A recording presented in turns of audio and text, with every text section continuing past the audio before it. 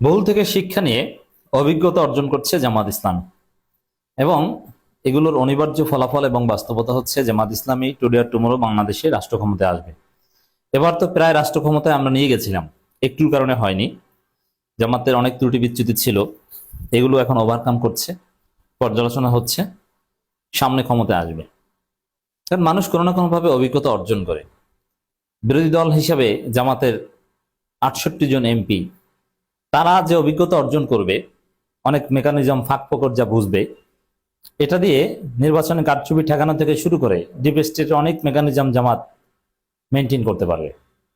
শুধু তা না, ৬৮ জন এমপি, সামনে সিটি কর্পোরেশন মেয়র হবে, উপজেলা চেয়ারম্যান হবে, পৌরসভা মেয়র হবে, ইউনিয়ন পরিষদের চেয়ারম্যান হবেন।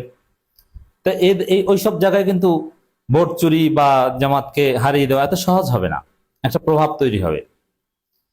তো ওভারঅল আরো নানান বিষয় ধাক্কা খেতে খেতে জামাত পোর খাচ্ছে। আল্লাহ রাব্বুল আলামিন হয়তো জামাতকে পারফেকশনের মধ্য দিয়ে ক্ষমতা আনতে চান, যে ক্ষমতায় আসতে যেন নড়বড়ে না থাকে। এই জন্যে ভুল করাচ্ছেন এবং ভুল থেকে শিক্ষা নেওয়াচ্ছেন। এটা আল্লাহর একটা প্ল্যান হতে পারে। যেমন দেখেন, আদম আলাইহিস সালাম জান্নাতে ভুল করেছিলেন। এই ভুল কি এমনি এমনি করেছিলেন না আল্লাহ করিয়েছিলেন? উত্তর হচ্ছে আল্লাহ করিয়েছিলেন। কেন? ওই ভুল করিয়ে ওখান থেকে শিখিয়েছেন যে ভুল করো, তওবা করো, ভুলটা এভাবে সংশোধন করতে হয়। এবং এই ভুল করবে এবং ওই ভুলের শাস্তি স্বরূপ জান্নাত থেকে দুনিয়ায় পাঠানো হবে, এটা ছিল আল্লাহর প্ল্যান। এবং এর মধ্য দিয়েই পরবর্তী বাস্তবতা দেওয়া হয়েছে।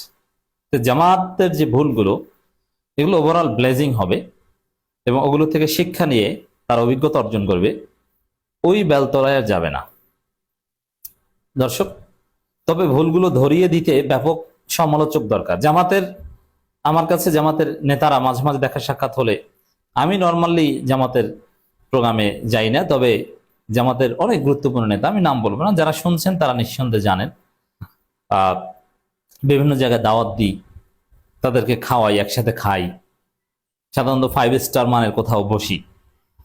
তো কোথাও দেখা সাক্ষাৎ হলে অথবা কারোর সাথে মাঝে মাঝে বাসা বাড়িতেও দেখা সাক্ষাৎ হয়ে যায়, কারোর সাথে এয়ারপোর্টে দেখা হয়ে যায়, তখন তারা অনেকেই জানতে চান, জিজ্ঞেস করেন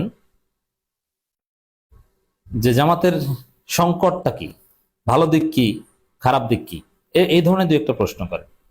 সংকট জিজ্ঞেস করলে আমি যে প্রশ্নটার উত্তর দিই প্রায়, যে জামাতের সমালোচক নাই, তেল দেওয়া লোকের অভাব আছে। জামাতের সবচেয়ে বড় সমস্যা হচ্ছে যে সমালোচক নেই। বিশেষ করে নেতাদের ভুল ধরিয়ে দেওয়ার মতো লোক নাই। তার অধস্তন যারা, এখন লোক যারা আছে তারা দূরে থাকে। যেমন কিছু লোক আছে, সাপোজ আমরা কিছু সমালোচনা করি, কিন্তু আমরা তো আর তাদের সাথে চলি না। কিন্তু তাদের সাথে সবসময় যারা চলে, তারা ভুল ধরিয়ে দেয় না। সাপোজ 12 ফেব্রুয়ারি নির্বাচনে আমার একটা প্র্যাকটিক্যাল অভিজ্ঞতা বলি। একজন কেন্দ্রীয় নেতা, তাকে জিজ্ঞেস করলাম যে অবস্থা কি আপনার, আপনার এলাকার অবস্থা কি? তিনি বললেন যে অবস্থা তো ভালো, আমরা জিতে যাব। আমি বললাম যে আপনি এটা কিভাবে বুঝলেন? বলে যে এই মানে যেগুলো বললেন, আমি বলছিলাম এগুলো আপনি জানছেন কিভাবে, আপনি তো ঢাকায় থাকেন। বললো যে আমার মহানগরী আমির বলেছে, জেলা আমির বলেছে, তার দায়িত্বশীলরা যা বলেছে ওইটাই। পরে এটা নিয়ে আমি একটু স্টাডি করলাম, দেখলাম যে সমস্যা হচ্ছে যে দায়িত্বশীলরা সবাই তেল দেয় প্রত্যেকটা স্টেপে। এইটা যে এত বড় নেতা, আমাদের নায়েবে আমির, অ্যাসিস্ট্যান্ট সেক্রেটারি, তার অবস্থা ভালো না, মানুষ তাকে চিনে না, দেখতে পারে না, এটা বলা যায়? তারা বলে আরে ভাই আপনার উপর কেউ আছে, মানে তাকে খুশি করে। বাস্তবতা হচ্ছে তাকে এলাকার লোকজন চিনেই না। অনেকে দাড়িপাল্লা খুঁজে যে দাড়িপাল্লায় ভোট দেব, কিন্তু প্রার্থী যে জামাতের কেন্দ্রীয় অমুক নেতা, তাকে চেনেই না। এখন চেনানোর জন্য যা করা দরকার, এই সংকটের কথা অধস্থ নেতারা ওই বড় নেতার কাছে বলেই না, কারণ সংকোচ করে, কেমন দেখায় এটা। হ্যাঁ, আমাদের এত বড় নেতাকে চেনে না, তার অবস্থা খারাপ, যে তার কোনো সম্ভাবনা নাই। এটা যদি বলে যে আপনি, যেমন আমি বলেছি যে আপনার যে তার কোনো সম্ভাবনা নাই, তার মুখ কালো হয়ে গেছে, এখন এরকম কথা আমি বলতে পারি, কিন্তু তার অবস্থান কেউ এটা ভুলেও কল্পনা করে না। সংকট কিন্তু এই জায়গায়, সমালোচক নাই, ভুল ধরিয়ে দেওয়ার মতো লোক নাই। আর কিছু লোক যারা আমরা আছি, আমরা আবার দূরে থাকি। তো এইটা হচ্ছে সমস্যা। এখন জামাতকে যদি পারফেক্ট করতে হয়, তাহলে তাদের প্রচুর সমালোচক থাকতে হবে, প্রত্যেকটা স্তরে সমালোচক থাকতে হবে। একদম ওয়ার্ড পর্যায় থেকে ইউনিয়ন পর্যায়ে, যেমন গ্রামে যেসব শিক্ষক থাকে তারা কথায় কথায় নসিহত করবেন, সমালোচনা করবেন মুরব্বীরা, তোমরা এইটা কেন করছো, এইটা কেন, এটা তো হয় না, তোমরা জনগণের কাছে যাও না, কিসের সংগঠন করো, এটা অমুক এলাকায় একজন গরিব লোক, তার তোমরা খোঁজ নাও নাই, সে ভোট দিয়েছিল 1996 সালে দাঁড়িপাল্লায়, এখন সে না খেয়ে থাকে, কিসের সংগঠন করো, এরকম সমালোচক প্রত্যেকটা জায়গায় থাকতে হবে এবং ধমক দেওয়ার মতো লোক থাকতে হবে এবং পত্রিকায় নিয়মিত কলাম আসতে হবে, তবে দরদ নিয়ে যে জামাতের এই ভুল সেই ভুল ইত্যাদি ইত্যাদি। কিন্তু এইগুলোর অভাব, যার ফলে জামাত তাদের ভুলটা ধরতেই পারে না। যেমন আমরা অনেক ক্ষেত্রে আমলে নেয় না, আমলে অবশ্য সবাই মিলে বললে তখন আমলে নেয়, কিন্তু সমালোচকদের যে গালাগালির একটা জামাতি নীতি আছে, গারল কর্মীদের, এই নীতি জামাতকে ডুবায়। যেমন একটা উদাহরণ, এই যে এক লুচ্চা অশিক্ষিত বাটপার অযোগ্য পররাষ্ট্র উপদেষ্টা মাহমুদুল, ও কোনো প্রফেসর না, কোনো পিএইচডি না, সব বাটপারি। ওই লোকের বিরুদ্ধে আমি সহ আরো বেশ কয়েকজন জোরালো, আমি একদম লিখিত চিঠিও দিয়েছিলাম আমিরে জামাতের কাছে, কিন্তু তার টনক নড়েনি। 2 দফায় লিখিত চিঠি দিয়েছিলাম, এটা কখনো বলিনি, আজকে বললাম। জামাতের লোকজন উল্টা আমাদেরকে গালি দিছে। হ্যাঁ, আমিরে জামাতের চাইতে বেশি বোঝেন তিনি, বুঝে শুনে, আর সে এই করে বাল ছেড়ে কচু করে। এখনো কিছু গারল আছে যে সে নাকি অনেক কিছু এম্বাসির সাথে যোগাযোগ করে দিয়েছে। এই স্টুপিড গুলো বুঝে না যে এম্বাসি কেন জামাতের সাথে যোগাযোগ করেছে। মাহমুদুলের কোনো অবদানই নেই, ও ভালো ইংরেজিও বলতে পারে না।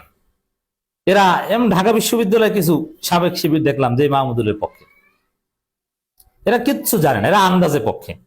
এরা দেখে যে জামাতের সাথে সকাল সন্ধ্যা কূটনীতিকদের মিটিং হয়, এটা ভেবেছিল যে ওই মাহমুদুল বাটপারের অবদান, আসলে কিছুই না।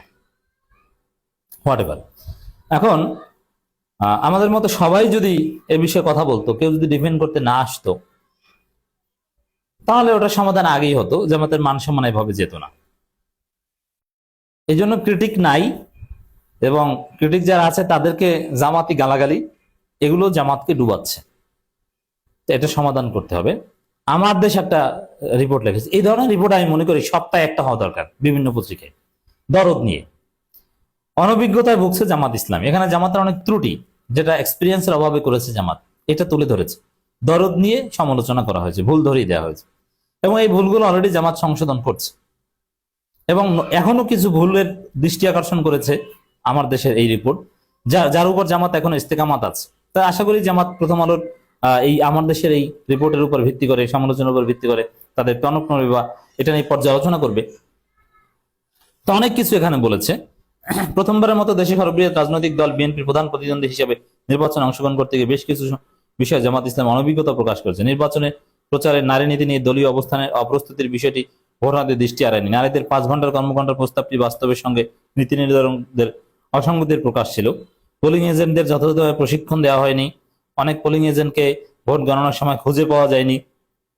এছাড়া শৃঙ্খলার অভাব ছিল এবং তাদের ম্যানিফেস্টো ভালো হয়নি, এবং ওই যে পররাষ্ট্র উপদেষ্টাকে নিয়ে, এবং সকালে এক কথা বিকালে এক কথা, অনেক কিছু। আবার নতুন একজন বর্তমান একটা ভুল নিয়ে এখানে দৃষ্টি আকর্ষণ করেছে, ডক্টর ইফতিখারুজ্জামান বা এরকম একজন সাবেক তত্ত্বাবধায়ক সরকার একজন উপদেষ্টাকে জামাত তাদের পররাষ্ট্র পরামর্শক হিসেবে নিয়োগ দিয়েছে। এটা নিয়ে প্রশ্ন তুলেছে যে এটাও আবার ওই মাহমুদুলের মতো কাণ্ড হয় কিনা। তো এগুলো জামাত আশা করি পর্যালোচনা করবে। দেখেন এখানে ওই যে ইফতেখারুজ্জামানের কথা যেটা বলছি, ডক্টর, উনি অরিজিনাল ডক্টর এবং উনি হেভিওয়েট লোক, মাহমুদুলের মতো স্যাঁচরা না। এখন অ্যাটলিস্ট মারাত্মকভাবে প্রতারিত হবে না, ভুল হবে কিনা তারপরে জামাত এটা পর্যালোচনা করবে।